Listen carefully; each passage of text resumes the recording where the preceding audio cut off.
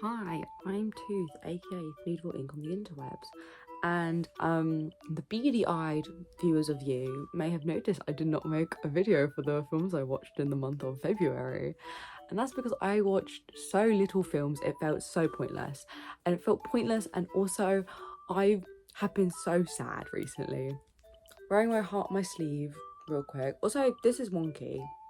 My bad. Also, I went to the cinema today and I was like, I look presentable today. I'll film the video when I get home, and I got far too excited to get into bed. So, I'm in my gym jams, but whatever. But I've been so sad. I've had some problems with my medication, and I'm now just like back on a higher dose. So, like, if I'm tweaking a bit, that's that. But I knew I wouldn't watch that many films in March either because I've been busy with uni and stuff, and I'm only kind of April. I'm going to try and make a comeback. I'm already doing pretty good. I'm doing pretty good comparatively to the last few months. So I just figured I'd put February and March together because who gaff. I'm going to try and make the video not too long because I low-key don't want to edit. But you know, I've now made it my thing that I edit the little film posters. Also, my background looks messy. Again, I've been sad.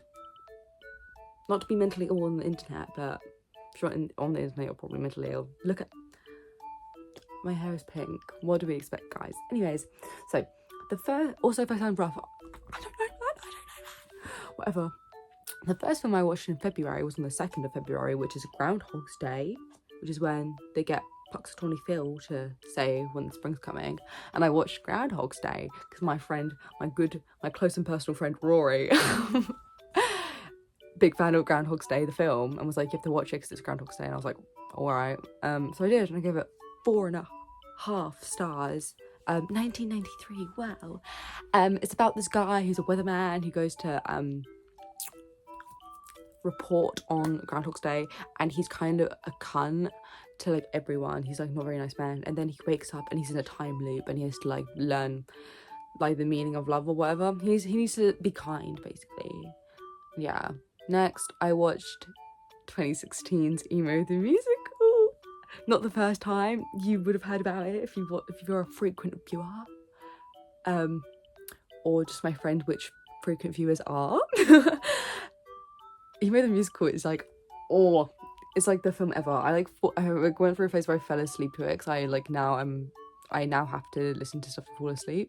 Well, I prefer it, but I can sleep in any situation. I'm insane like that. I'll give it 5 stars because it's like whatever. It's a parody of Romeo and Juliet, except it's this Australian high school and it's emos versus Christians, and it's really fucking bad. But I fall asleep to that. Like when I'm watching it now, like in the background, I can like recite it. Like I could do a 1-person performance of Emo the Musical. Do you know how like depressing that is? But whatever. Do I recommend it? No. Should you watch it? Yeah. There's a song about Jesus being emo in it. There's a antidepressant like sponsorship. There's like a pregnancy sideline. There's a lot of conversion therapy like side plot. Lots of things going on.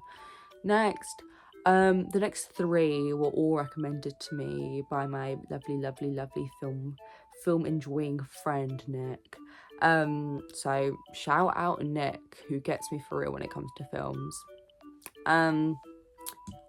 Dead Ringers, 1988. Me versus numbers. I gave this one 4 stars. I could probably give it 4.5, like in hindsight. I have a picture of it on my wall. That way. You guys can't see that. You can see Pika. Yeah. So Dead Ringers is about these 2 twin gynecologists, and one of them gets like a drug addiction and like makes a bunch of like surgical tools for monstrous women.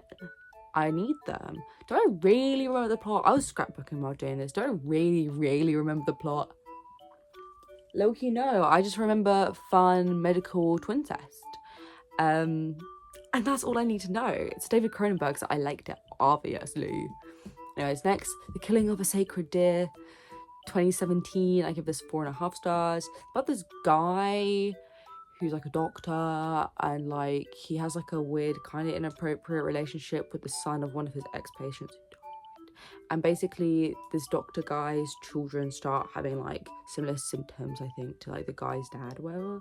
So, and like the way to solve it basically is to like kill, like give the sacrifice one of the family members, whatever. But it's like weird age gap kind of inappropriate relationship, and like the guy starts dating like the doctor's daughter, and it's like, oh, okay, and like they beat up, there's beaten up, there's some blood, it's like immoral, it's kind of grody, like ethically, morally, whatever. It's hard as hell. Like age gap yaoi. And weird medical stuff going on. Wow. I explained that plot so badly, by the way. These are like 2 months ago. You gotta give me a break. Next, Invasion of the Body Snatchers, 1978. I give it 4.5 stars also. I love horror that's just like thing gets in your body, takes over. Invasion of the Body Snatchers is like the best of the genre. This is like the cream of the crop. Is that the word for it? Is that the phrase? Let me know. I don't know how British people work. That sounds like that would be like an American thing. Whatever. Anyways, this is like that genre but actually good, because I like a lot of that genre that's bad, the stuff, but Invasion of the Body Snatchers is like that done well, and Jeff Goldblum's in it, so I love it. Yeah, it's just like I can't be fucked to explain the plot to you. It's like Invasion of the Body Snatchers be invading, avoid them, that's it, whatever. Next, I watched 1966 Daisies, and I gave it 5 stars. I watched this with my friend Bailey, and Daisies is it's a Czech film, and when we watched it, the subtitles were so fucked, man. They were so fucking far off from the speech, and I speak Polish kinda ish, so I could pick up on some of the words because they're similar languages, very similar languages. And I'd like be listening, and I'd be reading, I'd be like, fuck, these are not synced at all. But I don't think you really need to, that really affects the watching experience. It's about these 2 girls, and they kind of get up to mischief, mostly around food.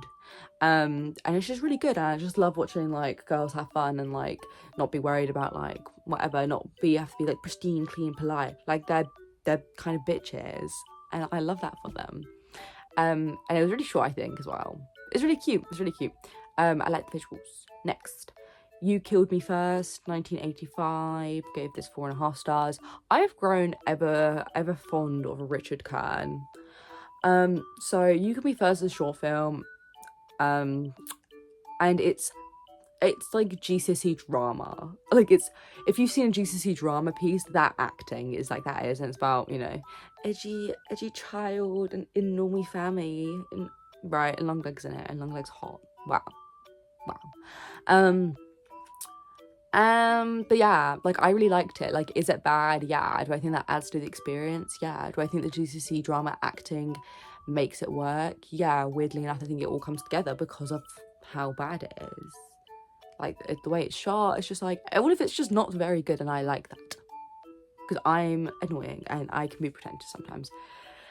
Next, 2011's Cyberbully. I give this 1.5 stars, a generous 1.5 stars. This is the longest anti-bullying ad you'll ever watch. I remember when I was like 11 watching this in like clips on YouTube and being like, wow, this is so deep. And like she does try and kill herself in it, but like it's the most nothing burger bullying in the world. Like, sorry, I'm not woke, it's just all shit. It's a bad film. Like, oh, you're smelly. Like, oh my fucking god, girls, let's not. Like, it's just, oh my god, I can't. I watched it because when I'm really in a film rut, watching a really, really bad film makes me feel good. So that was that. Then last film of February, which is like, wow, I really haven't been watching anything, was American Mary 2012. I gave this 4.5 stars. I really love this film until the end. I didn't even tell you the plot of Cyberbully. You don't need to know it, whatever. American Mary is about this woman who is a medical student, and TLDR, she gets raped by her professor. So she drops out and she goes into the body mod, like the underground body mod scene, because she's, you know, trained surgically and stuff. She gets into it. There's some pre-context on how she gets into that, like involving a strip club and stuff. Don't worry about it. And it's like, yeah, so it's like her doing like body mod stuff, and then like also there's like a criminal investigation because she kidnapped her rapist and is torturing him and using him for practice. So I love that for her. The ending, no one fucking talked to me about that ending. It angers me, it really upsets me. So I pretend it didn't happen, and then bam, this is a beautiful film. And she's so gorgeous, and she's doing surgery in like stilettos. Is that not cunt? Also, on my wall, alongside the Daybringers, I've got like a medical thing going on, medical and religious thing kind of going on. So yeah, whatever.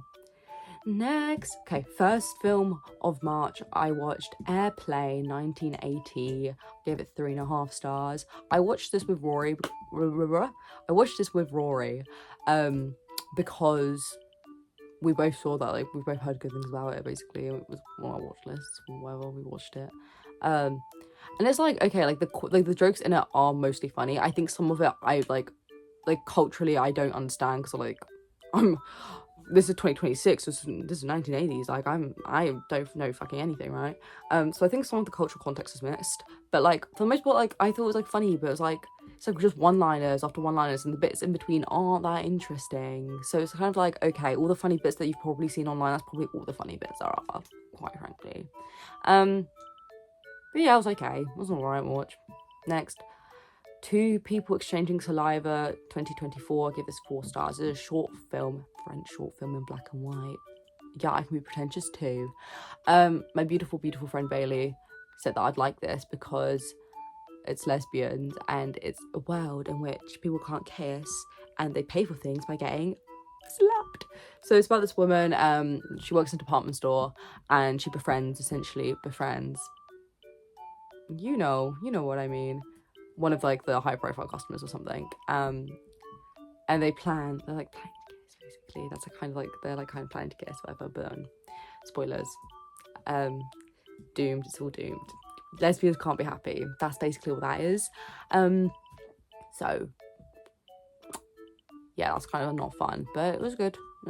Next, House on Haunted Hill 1959. Yes, I give this 4 stars. This is about a rich man who's like, come stay at my haunted house, and if you survive the night, I'll give you, I think it's like £10,000 each. Really bad practical effects. Typical like beautiful woman so helpless, all big strong men have to protect her. Our plot, as it would be. It was funny, it was good. I watched it in the bath and it was pretty fun. I liked the skeleton, the really obviously plastic skeleton used at one point. Really funny. Yeah, it was alright. It was just like silly. I don't have much to say about it. Next, 1988, Slugs. I give this 4 stars. Now, one side effect I get when with meds and stuff and whatever and all the things going on in my life is I am not really squeamish, but I get really nauseous on meds, right? I gag a lot, like it's bad for like, and I'm still in that period of like being nauseous. And Slugs is a gross film. So if I have to take a pause, I might have to take a pause seconds while describing, because it's gross, and I'm predisposed to feeling a bit ill at the moment. So Slugs is about it's kind of like Body Snatcher horrorcore, like 80s style, but it's like these mutated slugs from a lake or whatever, like they crave blood and meat and stuff, and they basically like eat people kind of like from the inside out, which is funny because they reinvented the concept of a leech. I said this in my Letterboxd review because I don't write serious reviews really. They just recreated the leech, right? And I love leeches, but they have like a lot of close-ups of the slugs and it's really fucking gross. It's really like they're fat and full of blood and like gross, and like the practical, like the goriness of it, like there's a lot, it's really grody. And there's like a scene where they're like at a restaurant and like the guy didn't like get attacked by the thing, he accidentally ate a slug, and like his brain, like his head gets full of like worms because of it. It's so gross. The plot is just like typical, like, oh okay, these people are trying to sort it out, like whatever, like there's always like just like the 2 people that are trying to run around and be like, guys, it's a big problem, and they try and fix it, and it's always in the sewers and stuff. That's like, this is the kind of film, you know. I love a meth, like I love stuff like this because it's always the same, and I fear change. Yes. Anyways, next I watched Barbie and the Three Musketeers, and I watched this while painting because I was like, I need something easy peasy. To watch. Barbie Three Musketeers, 5 stars, 2009, easy dub. It's about Barbie wanting to be a musketeer, and she befriends other people that are working at the castle who are also women who want to be musketeers. And there's a really annoying fucking prince, and they don't even really end up together at the end, which is good. I'm talking so quick. They don't end up together in the end, which is good because he's like, a girl musketeer. How could you? That's so funny. Ha ha ha. Bruh, you're trying to make a hot air balloon. Like, don't piss me off. But this invented feminism and lesbianism. Next, this doesn't really count as a film, but there's a video of it, so I watched it. This is a performance piece called Rest Energy, 1980. I give it 5 stars because by Marina Abramovic, if that's how you say her name, and the other guy who I don't really gaff about. I'm a big fan of her. She's really cool. I'm not a big fan, like I don't know that much about her, but like Rhythm Zero is really sick. Like just performing arts, she's really cool. And this is like one of them. They're holding a bow and arrow and they like counterbalancing. So if one of them like moves even a little bit, she'll get shot with the arrow, which is really cool. I don't have anything to say about that because this is not a pretentious art video, but I could make one of those because I'm annoying. Next, I watched 2026. I watched this also with Rory. Like the only person I've seen this month really is like Rory. I don't get out enough. The new Louis Theroux, the Manosphere one, I gave it 4 stars. I like how easily they're like rage baited. Like I think it's really funny. I think it's really funny watching Louis Theroux just like stand there and then they're like tweaking out. I also think it's really sad, and I have to do a lot of Manosphere stuff in my course because I'm like token feminist and I do sociology. But yeah, it was really interesting. It was good. Yeah, that's all I really have to say about that. It's a Louis Theroux documentary. Like they're not gonna be bad, are they? Next, on 1993's Music of Chance, 4.5 stars. This is a really random film for me to watch, but I saw New Yorker accent poker player mustache bloodied up James Spader, and I said, give that to me now. James Spader. Oh, also James Spader. It says, can you lock the fuck in? Which I have not done. But so close to the end of my phone ran out of storage. Now we're at like a new angle. Whatever. Yeah, it's about these 2 poker players who like they lose against these guys who have like a weird like model of the world, and one of the guys like picks off like the people they're playing against on the world, and it's like, why the fuck would you do that when you're in the middle of the game? And it's just them doing manual labor basically to pay back all the money they lost in the poker game. And like people on Letterboxd are like talking, like I don't really read the reviews properly because I don't really care about what people on Letterboxd have to say about a film I watched. I can form my own opinion. But people were like talking about like philosophical points, like from what I could tell, and I was like, I really don't care, I don't get, like whatever, who cares? Like it was kind of a nothing happens film, that's fine, but like I still give it 4.5 stars. But it's like, don't try and make yourself sound smarter than you are, like grow up. Next, one of my last 2, literally last nothing of this film thing, and my fucking thing runs out of storage, which is so annoying because I have to edit it again, not again, but even more. That's tomorrow me problem. I watched another Richard Kern film, Submit to Me, 1986, get 5 stars. The way that this is described on Letterboxd is like people submitting to the camera. That's kind of it. Like they're kind of just like hanging about. It's just like clips of people, like of hot, sexy people. Lydia Lunch is in it, Long Legs in it. Like it's just clips of people like doing stuff, but like nothing really. It's kind of nothing burger, but I liked it. I like it because I'm annoying and pretentious. Yeah, it's just nice cameras, nice camera work or whatever, nice pretty people. Okay, last time I watched, lovely. Obviously, I'm ending it on like a invasion of the body genre. I watched The Blob. I gave this 4 stars. I like The Blob. The Blob's a feminist for killing a date rapist. Yeah, the only thing with The Blob is like it gets very governmental. It's like The Blob is a government, like look at the thing, it's a weapon against you know. if you're listening to that and you didn't see any of what I just did, that's probably like, you're probably like, what the fuck are you talking about, whatever. But when I was watching it, this was another bath time watch. I like to watch films in the bath.